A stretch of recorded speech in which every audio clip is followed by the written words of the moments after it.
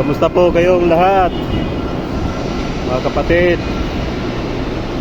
Totoo po ba na may nagsabi na ano daw, yung masamang damo daw matagal mamatay?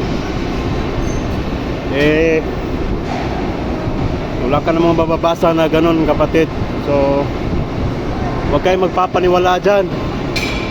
Kalokohan yan, kapatid. Kasi kung ganun naman pala, ibig sabihin hanggang ngayon yung mga masasamang tao buhay pa ngayon, diba? Dapat nandito pa sila ngayon. Magkakaedad na sila ng mga 400 years, you know, diba? Kasi masamang damo sila diba? So huwag kayong maniwala dyan, mga kapatid. Yung masamang damo matagal mamatay. Di nyo alam na ang Diyos yung nagsiset.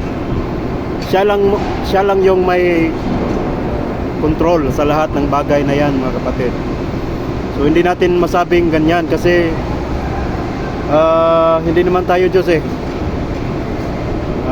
isa rin tayo sa kanyang mga nilikha. At saka kapag iniisip mong ganon, hindi ka nakakasiguro kung tatagal ka, kasi alam ng Diyos yung nasa isip mo.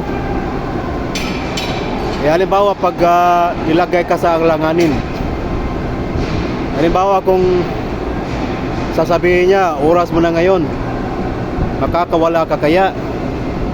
So wag ganun, kapatid, lalong-lalo sa mga kabataan. So wag tayo magsiga-sigaan, kapatid. Hindi kailangan yung mga ganyan.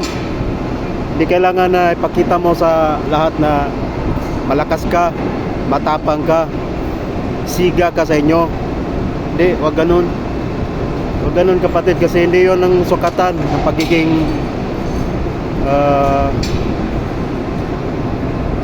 pagiging isang ibig sabihin, isang matapang na tao, isang tunay na lalaki.